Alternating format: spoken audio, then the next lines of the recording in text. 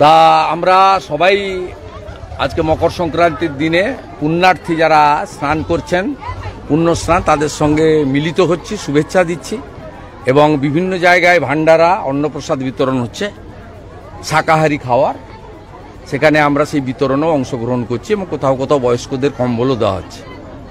এরকম 25টা পূর্ব মেদিনীপুর জেলায় শিবির করা হয়েছে, যেখান থেকে পুণ্যার্থীগণকে, কারণ আমরা নদী এবং বঙ্গোপসাগর তীরবর্তী এলাকা, এখানে সবাই পুণ্যস্নান অর্জন করছেন, লক্ষ লক্ষ মানুষ, তাদের সঙ্গে সকাল থেকেই আমাদের সবাই মিলিত হচ্ছে।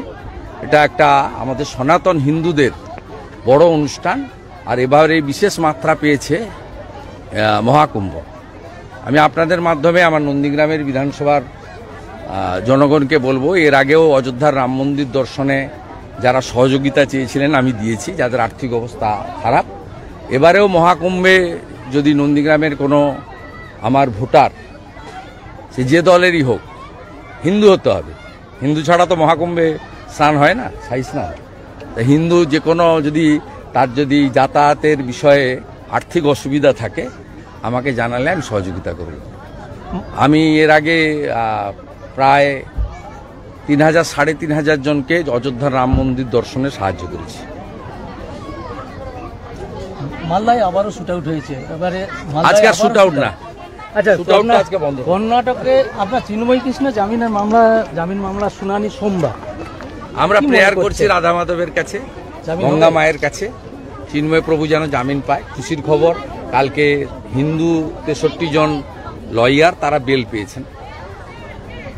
তাদের কোনো অপরাধ ছিল না, তারা কেবলমাত্র চিন্ময় কৃষ্ণ প্রভুর পক্ষে দাঁড়িয়েছিলেন বলে চট্টগ্রাম আদালতে তাদেরকে খুনের মামলা দেওয়া হয়েছে। তারা কালকে জামিন পেয়েছেন। আমি বিশ্বাস করি রাধা মাধবের অশেষ কৃপায় চিন্ময় কৃষ্ণ দাস প্রভু সুস্থ অবস্থায় জামিন পাবেন, আইনের বিধান প্রতিষ্ঠিত হবে, এটা আমি প্রার্থনা করব। আমাদের তো প্রার্থনা করা ছাড়া সরাসরি কিছু করার সুযোগ নেই এপার থেকে।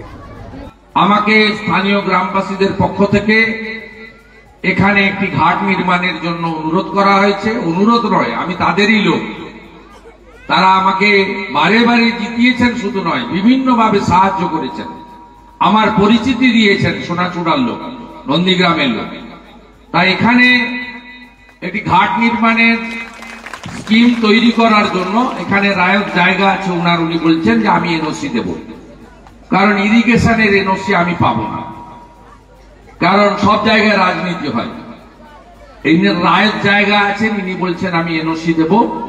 এনওসি যদি দেন, আমি সত্যজিৎকে দায়িত্ব দিচ্ছি, রবিবাবুকে দায়িত্ব দিচ্ছি, তারা পঞ্চায়েতে যিনি ইঞ্জিনিয়ার আছে তাকে বানিয়ে একটা স্কিম তৈরি করবে ঘাটের।